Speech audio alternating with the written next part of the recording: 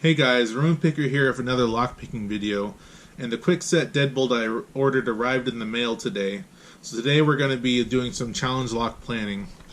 The one I ordered was a single cylinder deadbolt satin nickel. You can see the part number 96600-532. So let's open this up and take a look, see what we got in the mailbox. So we can see the core right here. Not too terrible of a keyway. We got the lever. Here's our deadbolt, and it looks like we can adjust how long we want this deadbolt to be. And if we turn this cylinder here, you can see that the deadbolt operates. We got some screws and bolts. Here are the covers for the lock. You can see that it fits into the hole. And we got our key. Looks like we got some pretty good biting actually. We got a low followed by a high, and then it drops down from there. Fortunately, it looks like it's only 4 pins, so 4 pins isn't going to be too hard to pick, but actually, it looks like there's a step up here, so maybe it's 5 pins. I do see a 5 on this key. Be interested to take this apart and see what we're working with. And then we got this plate here for the deadbolt. And then there's instructions in here as well. So right off the bat, the first thing I see is that this is not a very attractive challenge lock, like this as it is. So I think what I'd want to do is put this together. And let's see, this would go here like this. And then this would go here. Let's see, does that go in there? That goes like that. Okay. So we'll need to cut some wood. Probably about this thick. What I would do is make it come straight out this way and then wrap around. So it'd be a functioning deadbolt, but it won't be like a full door or anything like that. That way, at least when they pick it, they'll have some action of, satisfaction that something they did happen,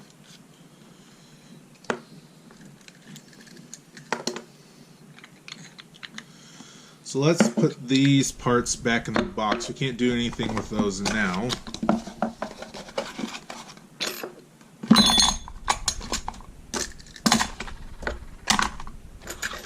Keep our key out. We'll put this away. We'll put this away.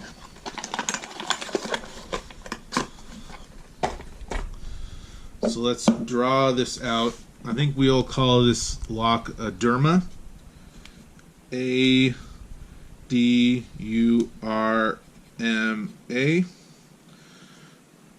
which is water in shadow. Let's see. So we'll do the profile first. So we have the circle here, and we have our lock here, and it says Kwikset. And then that would go off to the side like this to the outer plate. So we don't have a lot of room to engrave on this front face, but we could do some engravings on this side plate.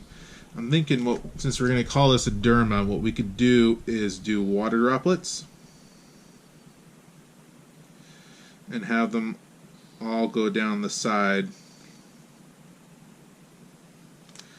And just be a full round of water droplets. And then at the top here, we could do Telling Roon signature.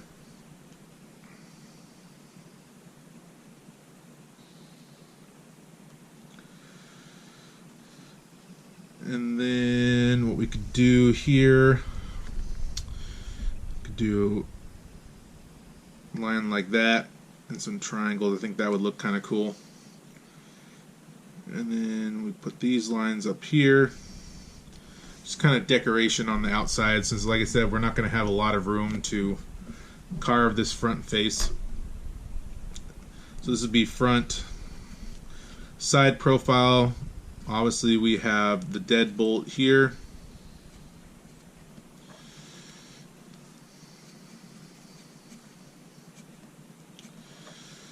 And the back side, we're not going to do anything with the back side. We'll just leave that as is.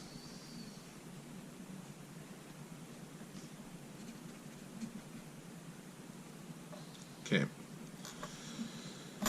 So that will take care of the cosmetic stuff. So what we'll need, first thing we'll need is some wood, 2x4 wood cut. And that'll be the profile in the construction of the lock. So let's go ahead and open this up and see what we're working with for pins. I did also order some additional standard pins, Kwikset standard pins, so we can go ahead and make our own challenge pins depending on what this is looking like. Let's go like this way actually.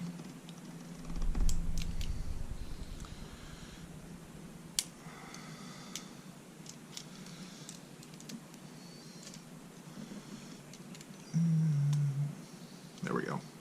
Got it off. We got this bolt off. You can see what it does is it latches, this E-clip latches into here and it keeps that from falling out. So let's take our key in here, put it in here, turn this, and we need to get a follower. Looks like I think this one should be the right size. And I probably should keep notice. There we go. So it looks like we are dealing with 5 pins. So the first one, standard. Second one, standard. Third one, standard. Fourth is standard. And the fifth, standard. I forgot my tweezers. 1 second.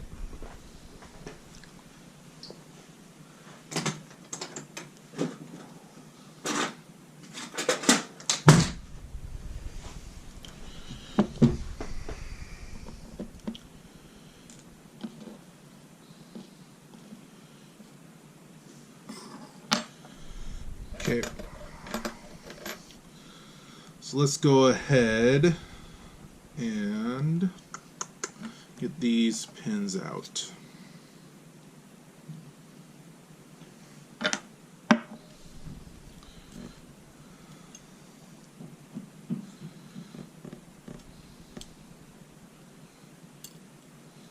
So driver pin 1 is standard.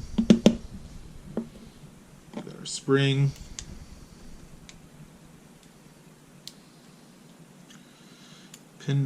Driver pin number 2 is a spool. Got our spring.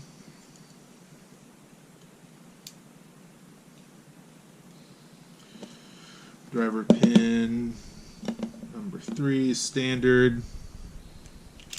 Whoops.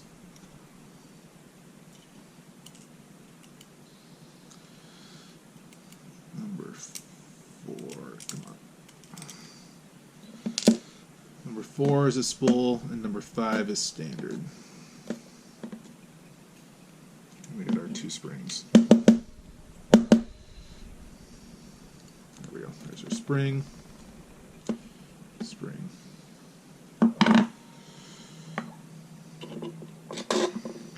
Okay.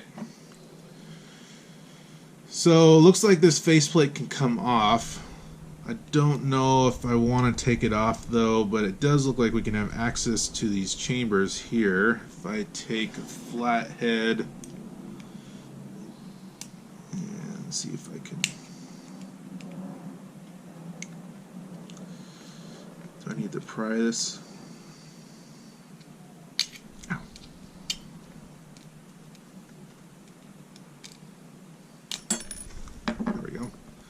Excellent. That'll make our lives a lot easier, because now I think we can thread these chambers here. Thread these.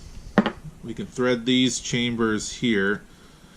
Doesn't appear that there's any. Looks like there's an anti-drill here and here. Other than that, nothing too special about it. We put in. Let's put these pins back in here and see how far down these pins go into the chamber.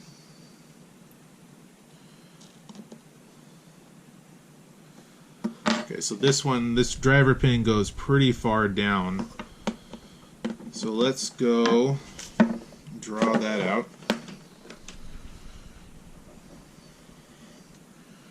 So we have A, B, 1, 2, 3, 4, 5. So pin 1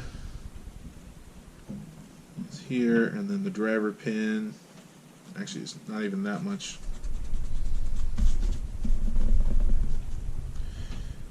Probably about like that much above.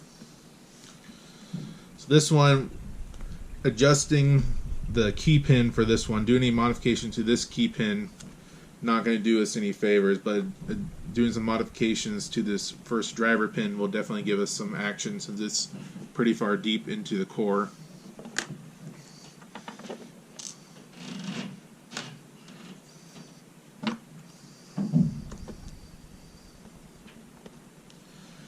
And let's take a look at number 2.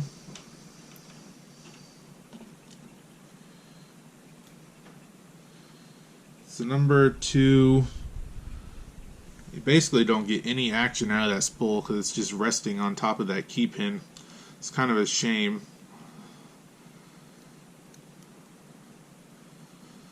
I think if we did make any modifications to this, it would be to the key pin, not to the driver pin. This one goes right here, and this one goes like that. This one is a spool, so we can make that. Alright, let's take a look at number 3.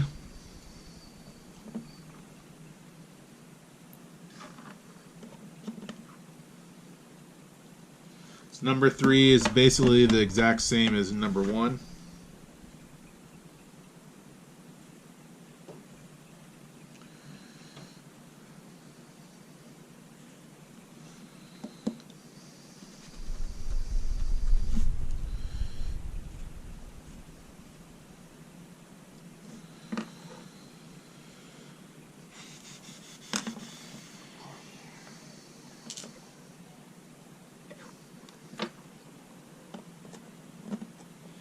Let's take a look at number 4.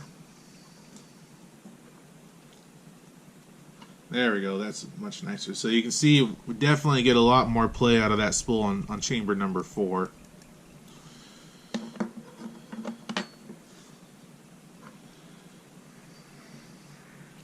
So number 4, we've got a low one. Then we got this.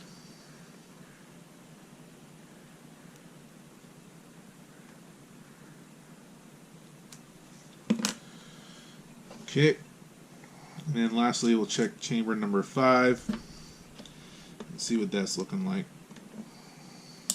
Oops.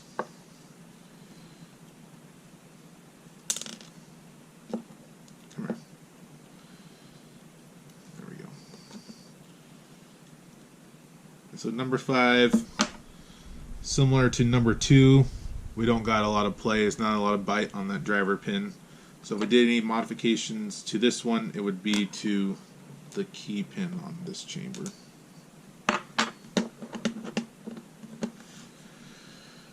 So that one was similar to number 2.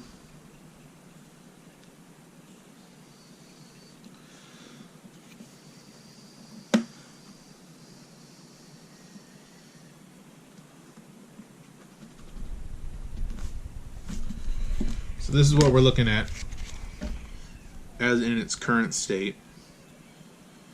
So you can see we get a little bit of action out of the spool here, but nothing really here. If I were to change it, I probably would swap these two, and that would give us a little bit better security because we'd have the spool would be deep in the lock.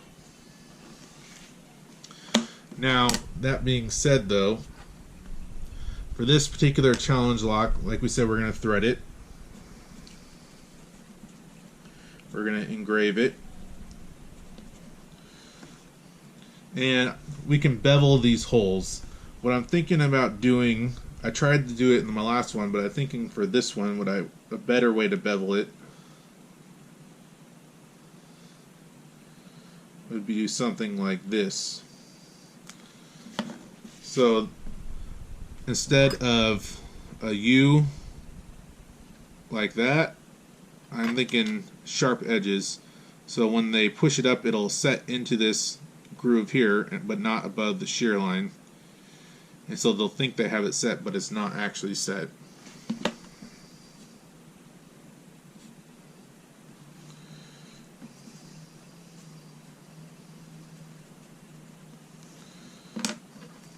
So that's 1, 2, 3. So we need to have at least 6 changes. So we have 3. And then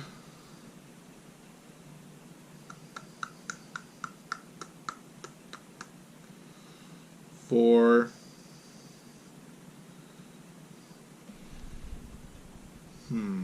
So change this one.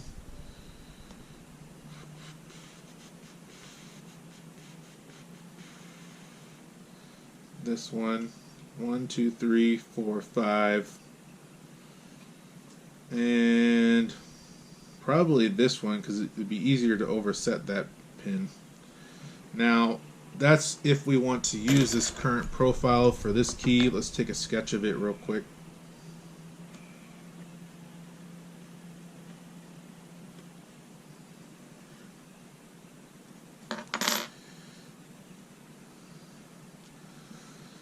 So that's what we're looking like for this key.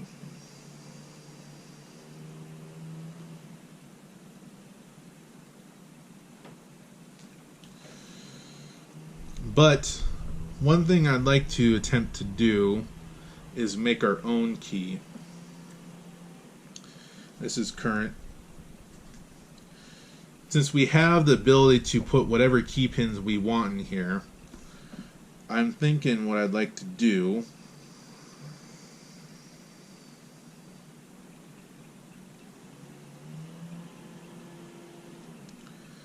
is something like this.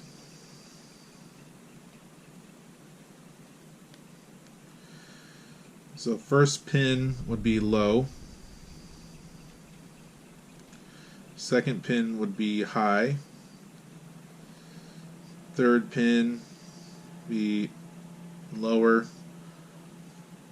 Fourth pin, actually, yeah, fourth pin would be higher or lower. Fifth, so 1, 2, 3. Fourth pin would be low. And then I'm thinking do a high for the last pin. 1, 2, 3, 4, 5.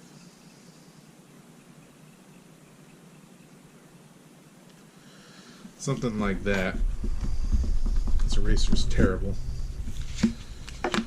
Then we could do a cool design where we cut out the interior of that key. So low, high, medium, low, high. So right now we have 1, 2, 3, 4. 1, 2, 3, 4, 5. 1, 2, 3, 4, 5. So that's what we're looking at. Current versus new. That will give us our 6 changes. So that's what I'm thinking about doing for this lock. I'd be interested to hear what you guys have to say. It's always good to have opposing opinions. Oh, one other thing we can do. So we got those springs in there. We can swap them out for weak and strong springs. So this one could be, this could be a normal spring. This could be a strong spring. Strong spring, normal spring, strong spring. So these ones would be considered the strong spring, and then I have some weaker springs from some master locks we could throw in there. And that'll basically force them to change their picking style by making sure they don't put too much pressure, because their feedback will be off whack. But anyways, so that's what I'm thinking. Like I said, leave a comment below. Let me know if you guys have any suggestions. It's always good to hear feedback. Thanks again. If you like this, like, comment, and subscribe. And always have a wonderful day. Thanks. Bye.